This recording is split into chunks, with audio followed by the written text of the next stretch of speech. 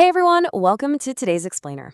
Today, we're looking at a process that honestly might seem like basic, boring financial housekeeping, but it's actually a critical pillar of your personal security. We're talking about how to seamlessly change your address with Wells Fargo. So think about it for a second. Did you recently move? Between the absolute chaos of packing up boxes, renting moving trucks, and trying to get your new internet set up, updating your bank records usually falls right to the bottom of the to-do list. But I'm here to tell you that amidst all that chaos, getting your address updated is absolutely critical. Okay, let's dive into this because the contrast here is huge. On one side, you have the total peace of mind that comes with seamless banking. You know exactly where your money is, your cards work, and your data is safe. On the flip side, you've got the incredibly high stakes of missing statements, declined cards at the absolute worst possible moments, and most terrifyingly, identity theft. Literally, leaving your old address on file is like leaving the front door of your old house wide open with your financial files just sitting on the welcome mat. So here's our roadmap for today.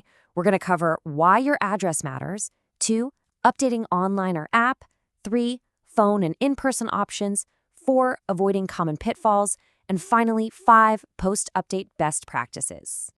Section 1, why your address matters. Look, forgetting to update your address isn't just an administrative oops. It's a massive security risk. An outdated address means you could miss vital paper statements or important tax forms. Even worse, it means your highly sensitive financial data could literally be mailed to strangers living at your old place. Plus, an outdated billing address completely breaks online checkouts because of billing mismatches. And if you need a replacement debit or credit card, yeah, it's going to get totally lost in the mail. But don't worry, throughout this explainer, we're going to follow official Wells Fargo protocols to ensure you can securely protect your identity and maintain a totally seamless banking experience. Section 2, updating online or app. Right, before you even log in, we have to clarify a very strict difference between a mailing address and a physical address. Under federal banking regulations, specifically the Customer Identification Program regarding anti-money laundering and Know Your Customer rules, Wells Fargo must verify your physical address. That means a verifiable U.S. street address is legally required. P.O. boxes and private mailboxes are strictly prohibited for your physical address, though, you can still use them for a standard mailing address. So, how do we actually do this? The steps are beautifully simple. First, log into Wells Fargo Online or open up the mobile app. Second, navigate over to the Profile and Settings menu. Third, select Update Contact Information. And fourth, edit your address and input your new details. Now, I really want you to pay close attention to step 4 here. You must put your apartment, suite, or unit details systematically on the second line of the address field. Doing this prevents any annoying sorting errors or delivery failures down the road. Now, because address updates represent a major risk vector for financial fraud, Wells Fargo uses real-time authentication. The very moment you try to finalize this change, the system triggers a real-time security challenge. You'll be required to enter a one-time passcode that gets transmitted to your registered mobile device or email. So make absolutely sure you have your phone handy to complete the online update. Section 3, phone and in-person options. And this brilliantly illustrates your options. You can choose the method that best fits your technical comfort level.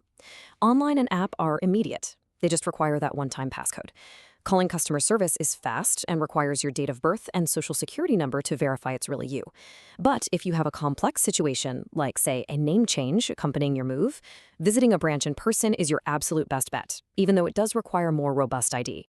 Let's talk about those in-branch ID requirements for a second, because they are strict for a very good reason. If you go in person, you need a primary photo ID and a secondary ID. But here's the crucial part.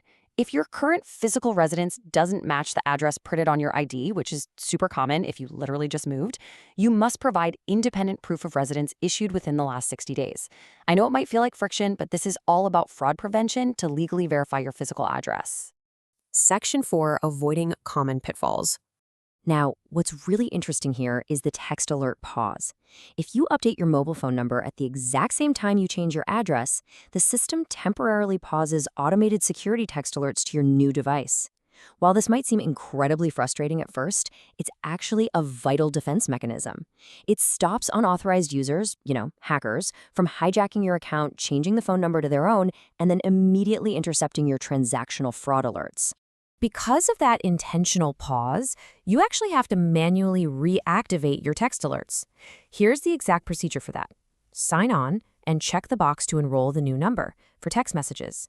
Accept the consent terms, Then, when Wells Fargo texts you, you just reply, "Yes, enroll" to the short code 93557.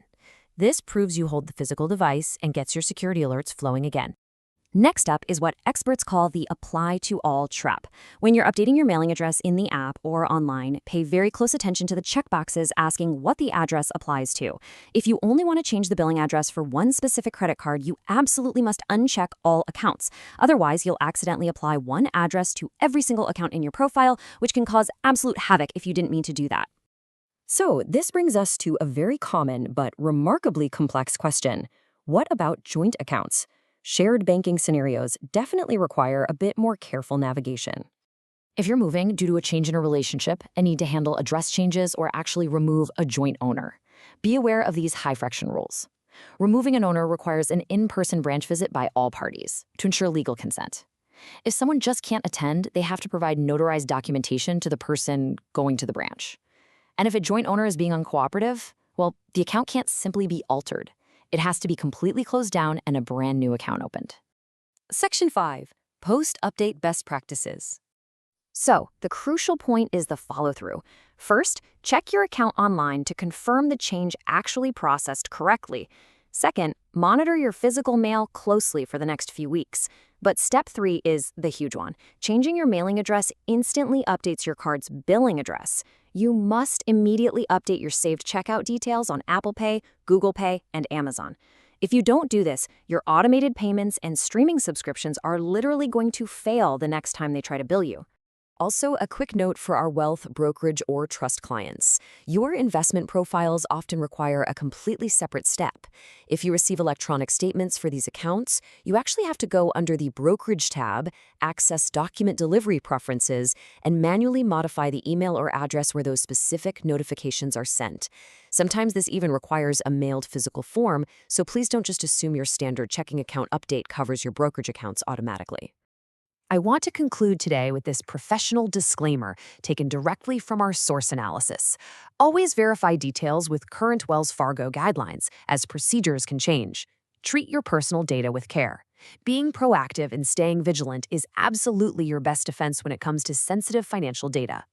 And that leaves us with one final provocative question for you to think about.